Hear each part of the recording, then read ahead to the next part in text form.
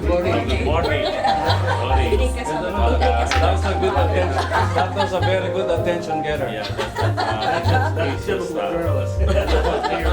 that's what you call it, the specious start of the rebirth of the Filipino-American Forum.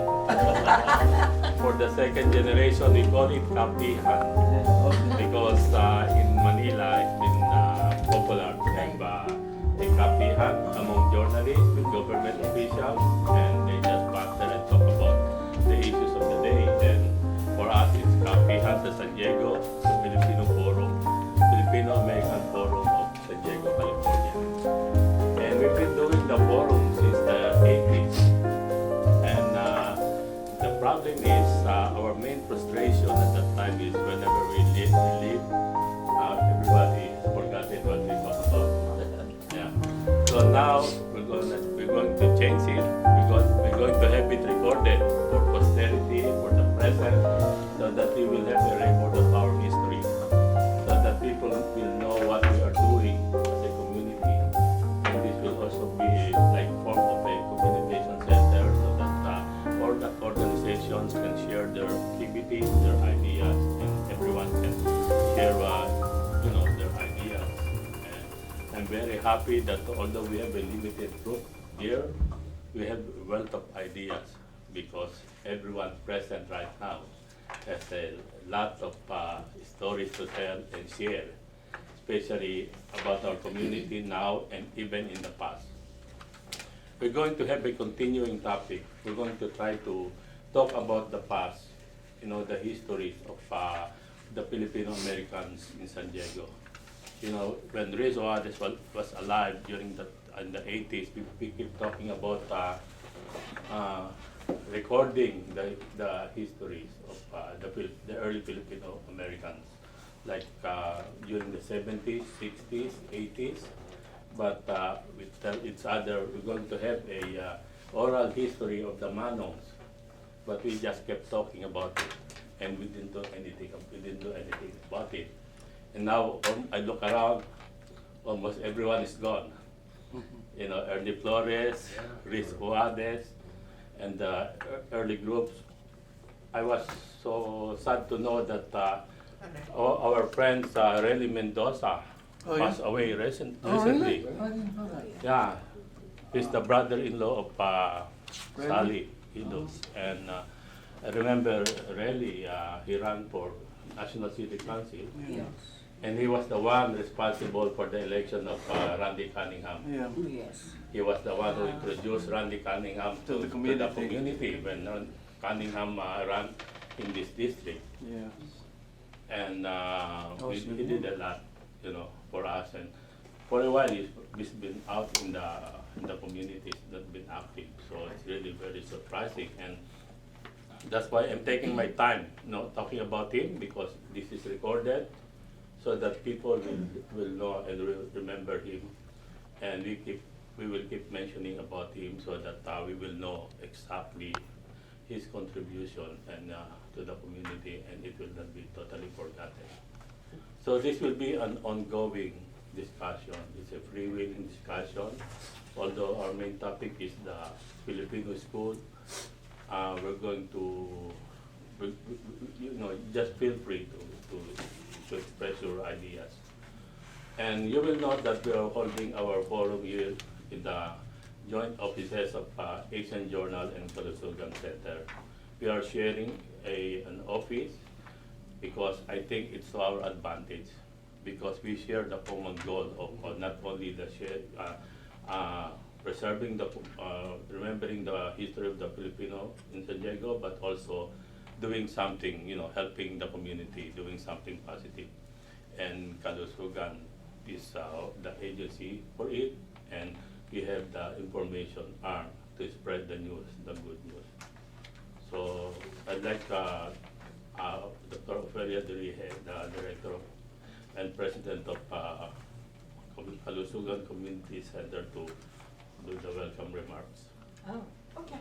Well, I'll stand up. I'll stand up so I can see you, okay? And you can see me also. But thank you very much for coming to this forum. And I think most of you know about Kalusugan, right?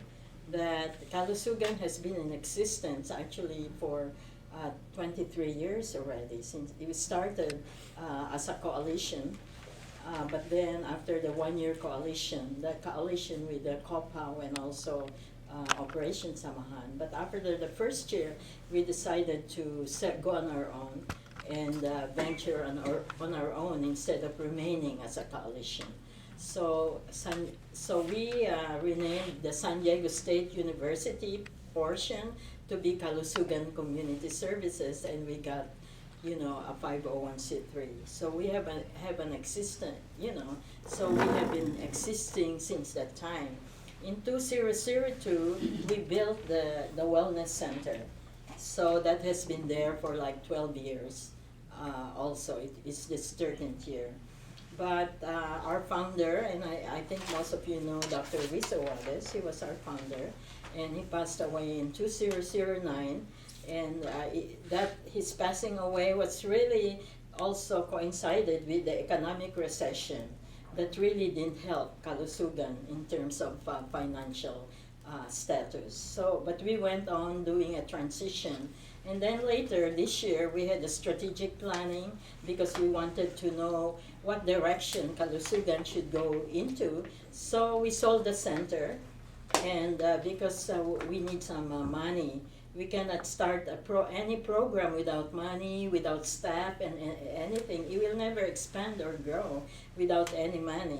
So we decided that we are going to sell the center. So most of you probably don't know that because Carol and Manang Estella went to the old center to find out we're not there anymore. But I was really going to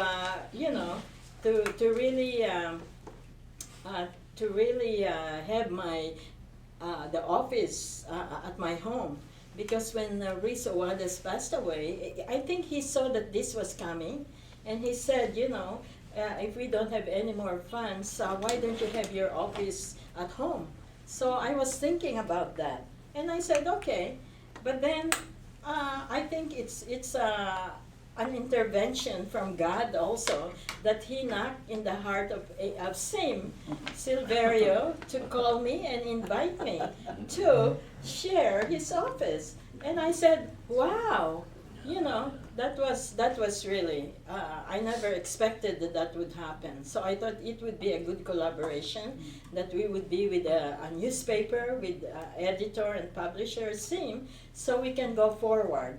So now that became really, the direction now that we're going, because we are with the newspaper, we can write more, we can publish more. I was thinking of writing the history of Kalusugan, So, that's something that we can do. I have a lot of publications at SJSU with my students on the issues, current issues facing the community. And so he also suggested that we can put it together in a book form. So I think that is, something creative, something new, for the community. So I'm happy. And also when he said, let's start the Filipino Forum, because I have missed really a coalition. We have been kind of working on our own. Not, we have the forum once in a while, but really not a way to really look at the community again and see where we are going as a community. And it's a challenge for me because we have like Asian groups like the Vietnamese. They are here 1975, most of them, but they have been growing and in leaps and bounds. And here we are. Our history said we are here.